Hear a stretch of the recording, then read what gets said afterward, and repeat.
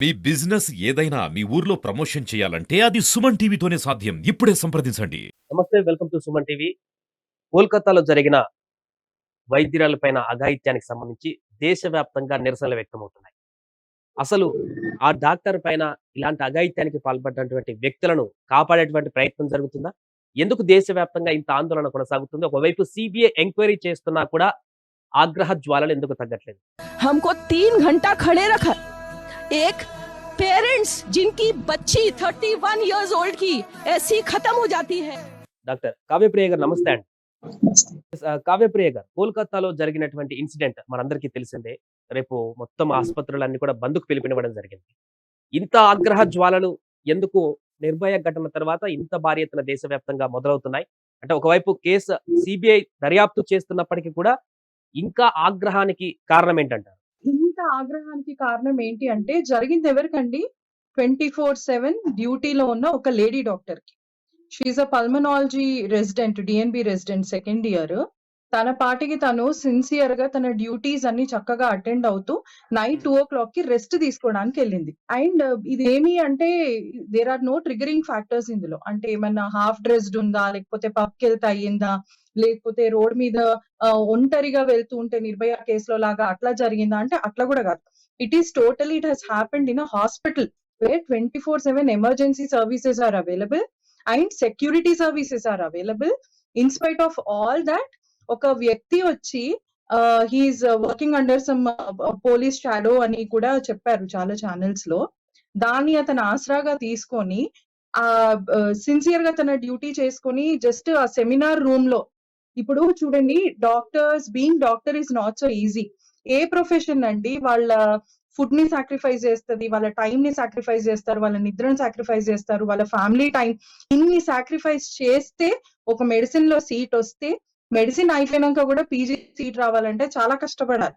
సంజయ్ రాయ్ ఎవరైతే నిందితుడుగా చెప్పబడుతున్నారో అతన్ని కాపాడేటువంటి ప్రయత్నం మొదట్లో జరిగిందనేటువంటి ఒక విమర్శ ఉంది. ఎందుకంటే మొదట్లో ఆత్మహత్య అని దీన్ని చిత్రీకరించే ప్రయత్నం చేశారు.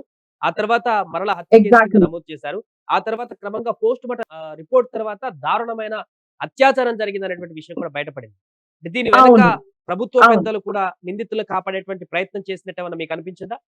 అనిపిచ్చింది. డెఫినెట్‌గా అనిపిచ్చిందండి. వాడి యాటిట్యూడ్ గూడా ఎట్లా ఉందంటే, ఉరి తీసుకుంటారా? తీసుకోండి. అంటే వాడు తెగించేసాడు బేసిక్‌గా.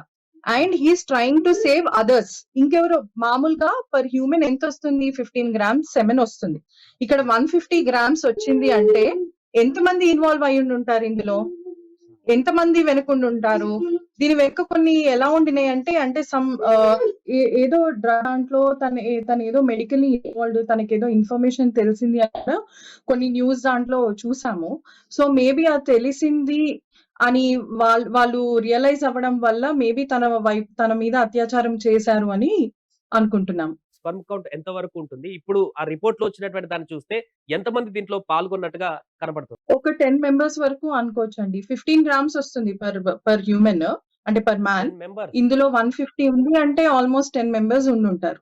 అందులో చాలా దారుణమైన అత్యాచారం అండి ఇది. Not normal. Glass pieces in the ice, bones, wrist joints, కాళ్ళు విరిచేయడము, మెడ థైరాయిడ్ కార్టిలేజ్ విరిచేయడము, ఎక్కడ పడితే అక్కడ అబ్రేషన్స్, ఇన్ని ఇంజురీస్. తను అంటే she fought till the last minute.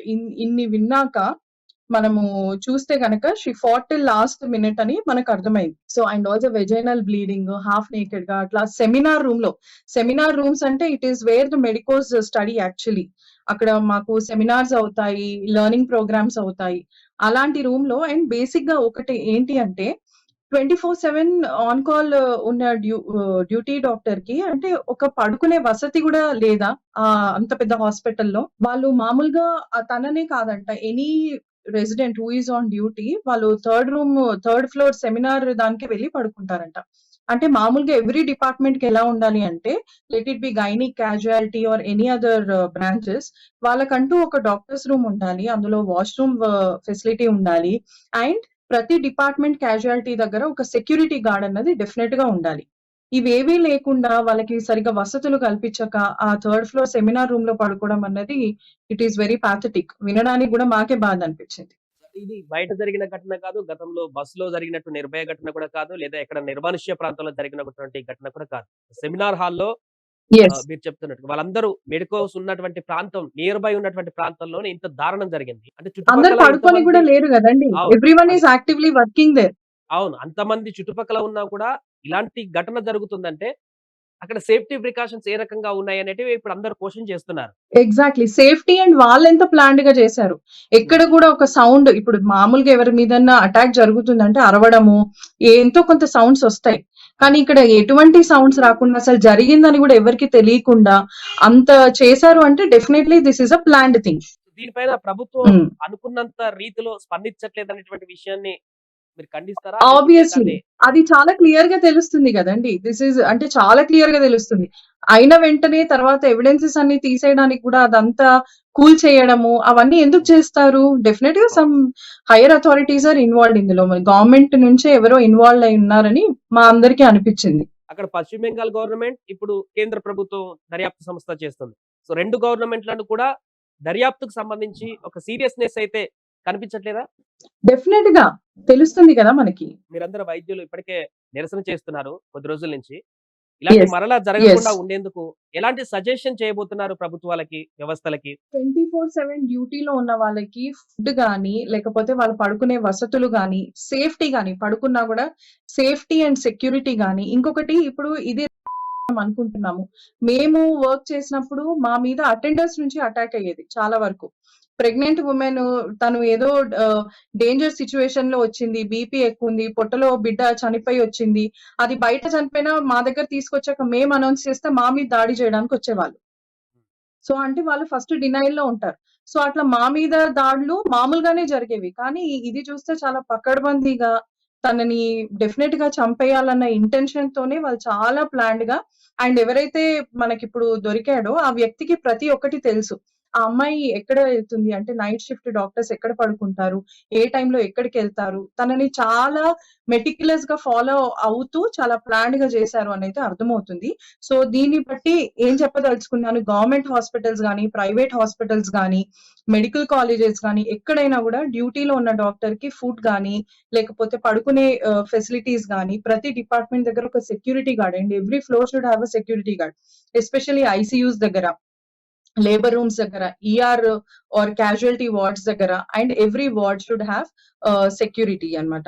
So, and also పోలీస్‌కి రీచ్ అయ్యేది గూడా ఫస్ట్ అడ్మినిస్ట్రేషన్ నుంచి ఎటు ఏ ఏ ఏమన్నా numbers, phone numbers to directly contact the police అట్లాంటివి కొన్ని డైరెక్ట్ కనెక్షన్స్ గనక కూడా ఎస్టాబ్లిష్ చేస్తే డ్యూటీలో ఉన్న డాక్టర్‌కి దాన్ కాంటాక్టింగ్ ద సెక్యూరిటీ గార్డ్ అవి ఇవి అన్నా గూడా దానికన్నా గూడా డైరెక్ట్‌గా పోలీస్ వాళ్ళని కాంటాక్ట్ అవ్వడానికి ఒక మెడికల్ ఎమర్జెన్సీ నంబర్ అంటే మెడికల్ ప్రొఫెషనల్ ఎమర్జెన్సీ నంబర్స్ ఏమన్నా గనక ఉంటే గూడా డాక్టర్‌కి ఇండివిడ్యువల్‌గా సేఫ్టీ ఉంటుందని అభిప్రాయం. ఒకవేళ మరో నైట్ షిఫ్ట్ డెలివరీస్‌కొస్తున్నా గూడా ఇప్పుడు కొందరు ఇంటి నుంచి డెలివరీస్‌కొస్తా ఉంటారండి. ఇంట్లో ఉంటాము. ఇప్పుడు మాలాంటి కన్సల్టెంట్స్ అనుకోండి. మా రెసిడెంట్స్ కాల్ చేస్తారు. Madam patient is in labour. మీరు రావాలి, ఫోర్సెప్స్ ఎయ్యాలి, లేకపోతే సెక్షన్ తీసుకోవాలి అని మాకు కాల్స్ వస్తూ ఉంటాయి. మేము any time in the middle of the night 2కి గాని, 3కి గాని మేము బయలుదేరేసి రావాలి. కొన్నిసార్లు మా వెహికల్ లేకపోయినా హాస్పిటల్ నుంచి వెహికల్ పంపిస్తా ఉంటారు. సో, అటువంటి టైంలో గూడా ఎవరికి ఏ టైంలో ఏదైనా జరగొచ్చు. అటువంటి టైంలో గూడా జరగొచ్చు. సో, అలా ఉన్నప్పుడు ఒక డైరెక్ట్ ఛానెల్ అన్నది మన మెడికల్ ప్రొఫెషనల్స్‌కి, పోలీస్ ప్రొఫెషనల్స్‌కి. ఎందుకంటే ఈ 2 ప్రొఫెషనల్స్ 24/7 పనిచేస్తా ఉంటారు. సో, వాళ్ళేదో ఈ టైంలో పడుకుంటారు అన్నట్టు గూడా కాదు. సో, ఒక ఎమర్జెన్సీ నంబర్ అన్నది గనక ఎస్టాబ్లిష్ చేస్తే, సో, ఒక యాప్ లాంటిది అట్లా ఏదైనా ఎస్టాబ్లిష్ చేస్తే, సో, కొంచెం సేఫ్టీ ఉంటుంది. ఎందుకంటే we are supposed to work in the nights also. కాబట్టి ఇలాంటిదేదన్నా డిజైన్ చేస్తే బావుంటుంది అన్నది అభిప్రాయం. అకార్డింగ్ టు పోస్ట్‌మార్టం రిపోర్ట్‌లో ఇంతకుముందు 150 పైగా మిల్లీగ్రామ్స్ స్పెర్మ్ కౌంట్ ఉందని చెప్పేసి 150 గ్రామ్స్. హ్మ్. మీరన్నట్టుగా 10 మంది అనేటువంటి ఒక అంచనా చెప్తున్నారు. దాన్ని స్టిల్ ఇప్పటికి చేసుండొచ్చండి. అంటే క్వాంటిటీ మెజర్‌మెంట్ చూసుకుంటే. రైట్. క్వాంటిటీ మెజర్‌మెంట్ గనుక చూసుకుంటే ఆల్‌మోస్ట్ ఒక 10 మెంబర్స్ అని అనుకోవచ్చు. ఈ నేపథ్యంలో దేశవ్యాప్తంగా ఆస్పత్రులు బంద్ చేస్తున్నారు. దీనికి మీరేం చెప్తారంటే ఎమర్జెన్సీ సేవలు కూడా బంద్ చేయబోతున్నారా? ఎమర్జెన్సీ సేవలు నిలిపివేయట్లేదండి. But elective and OP services మాత్రం నిలిపివేస్తున్నాము. కానీ ఒకటి చెప్తాను. ఒకరోజు నిలిపివేసినంత మాత్రాన దేశం ఏదో మారిపోతుందని గాదు. ఈ వ్యవస్థలో చాలా ఖచ్చితమైన మార్పులైతే తీసుకురావాలి. ఇది ఒక రోజు ఉంటది, 2 రోజులు ఉంటది, మహా అంటే ఒక వారం ఉంటది. బట్ తర్వాత సిట్యుయేషన్ అయిపోతది. ఎవరు పట్టించుకోరు. కానీ ఈ సిట్యుయేషన్ ని ఇప్పటికిప్పుడే గనుక జడ్జ్‌మెంట్ ఇచ్చి వాళ్ళకి గనుక చక్కగా పనిష్మెంట్ ఇస్తే, ఇంతమంది చాలా నిస్వార్థంగా సేవలు చేస్తున్న వాళ్ళకి ఎంతో కొంత సాటిస్ఫాక్షన్ అన్నది ఉంటుంది. అండ్ ఇక మీదట కూడా మన లా ఏంటంటే ఇట్లాంటి వాటికి కొంచెం అగ్రెసివ్ గా వాళ్ళు అప్రోచ్ అయ్యి నిందితులను పట్టుకొని అప్పటికప్పుడు గనుక వాళ్ళని పనిష్ చేస్తే చాలా మందికి కొంచెము సెక్యూర్ గా కూడా ఫీల్ అవుతారు, హ్యాపీగా కూడా ఫీల్ అవుతారు. సో దీన్ని దయచేసి డీలే చేయకుండా ఎంత తొందరగా సిబిఐ ఇన్వెస్టిగేట్ చేసి అంత అగ్రెసివ్ పనిష్మెంట్ ఇస్తే ఇలాంటివి కంట్రోల్ అవుతాయి. భయం రైట్. అన్నది థ్యాంక్ యూ. ఉండాలండి సొసైటీలో. ఎస్. Thank you. కావ్యప్రియ గారు. సో మొత్తానికి అది దేశవ్యాప్తంగా కొనసాగుతున్నటువంటి వైద్యుల ఆందోళన, కోల్‌కత్తాలో జరిగినటువంటి అతి దారుణమైనటువంటి ఘటనకు సంబంధించి ముక్త కంఠంతో నిరసన వ్యక్తం చేస్తున్నారు. బట్ అనుకున్న స్థాయిలో ప్రభుత్వం నుంచి ఈ కేసుకు సంబంధించిన పురోగతి ఉండట్లేదనేటువంటి ఒక ఆందోళన కలిగిస్తుంది. అంతేకాక వైద్యులందరూ కూడా డిమాండ్ చేస్తుందంటే మాకు రక్షణ కల్పించాలి. సేఫ్‌గా మీ వైద్యం వృత్తి చేసుకునేటువంటి విధంగా ఒక భరోసాను కల్పించాలి. ఈ ఘటన తర్వాత భయాందోళన కలుగుతుందనేటువంటి ఒక అంశాన్ని మహిళా డాక్టర్లందరూ కూడా తెరపైకి తీసుకువస్తున్నారు. చూడాలి మరి ప్రభుత్వం దీనిపైన స్పందించి ఎలాంటి కఠిన నిర్ణయం తీసుకుంటుంది, కేసుకు సంబంధించి ఇంకా ఎలాంటి ముందడుగు పడుతుందనేటువంటి అంశాన్ని. చూస్తూనే ఉండండి సుమన్ టీవీ.